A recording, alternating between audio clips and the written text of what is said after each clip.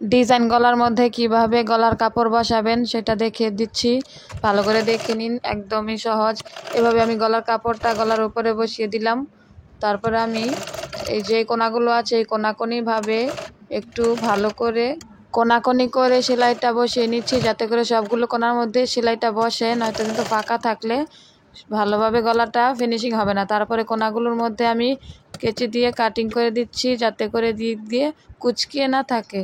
তারপর কাটিং করা হয়ে গেলে আমি গলার কাপড়টা উল্টে একটা চাপ সেলাই দিয়ে নিব। এখানে চাপ সেলাইটা দেওয়ার কারণে গলাটা খুব সুন্দরভাবে ফিনিশিংভাবে বসে থাকবে।